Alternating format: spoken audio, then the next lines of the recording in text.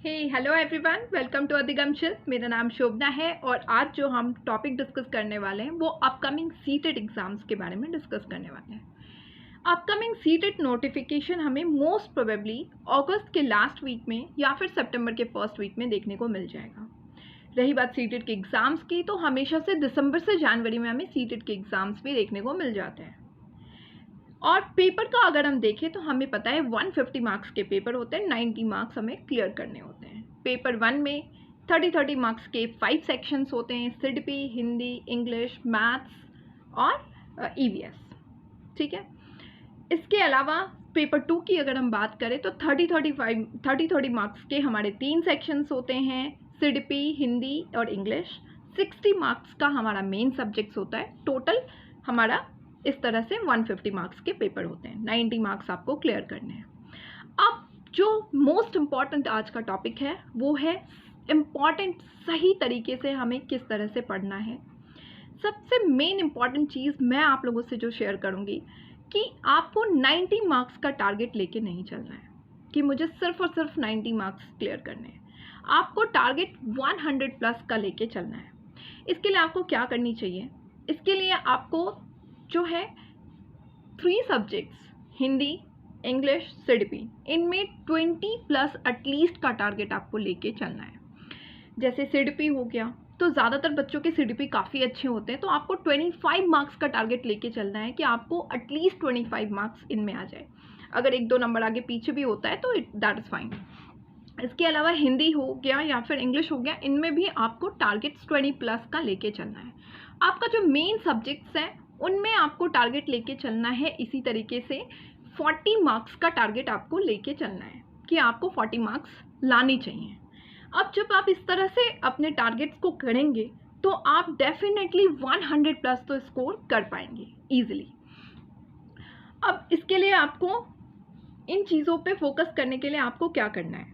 तो सबसे पहले आपको फर्स्ट के जो 1 मंथ्स या 2 मंथ्स होते हैं, इसमें आपको अपने सब्जेक्ट्स के हर एक सेक्शंस के थियरीज़ पे काम करना है।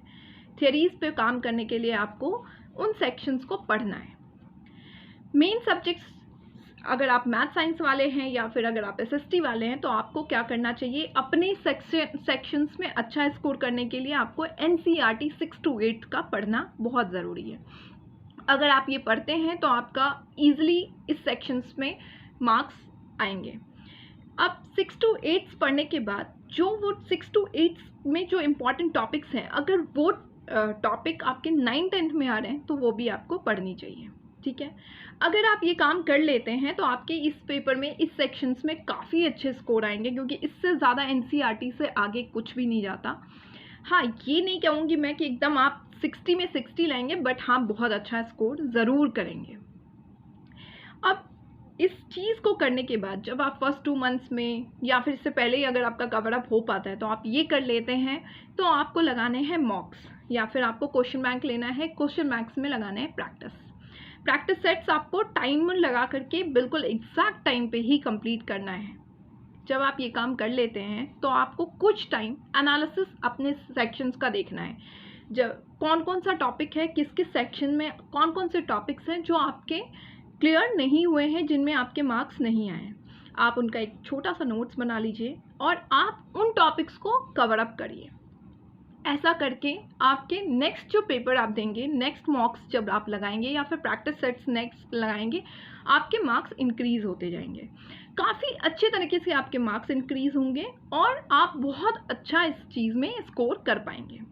तो इन चीज़ों पे आपको ध्यान देना बहुत ही ज़्यादा ज़रूरी है। रही बात मेरी, तो मैंने आपसे कहा है कि कमिंग वीक में मैं आप लोगों के लिए वीडियोस जो है वो आपके पर्टिकुलर सब्जेक्ट साइंस का हो गया, इन सारे सब्जेक्ट्स के वीडियोस जो हैं, जो भी मुझसे हो पाएगा मैं सारे वीडियोस आपको ला के दूँगी, जो मुझे लगता है कि आपके एग्ज़ाम्स में काफ़ी आपको बेनिफिट दिलाएगा। वीडियोस अगर अच्छी लगती है तो इसे लाइक, शेयर और सब्सक्राइब ज़रूर करिए। मिलते हैं नेक्स्ट सेशन में नेक्स्ट वीडियोज़ के साथ में। तब तक के लिए bye bye and take care.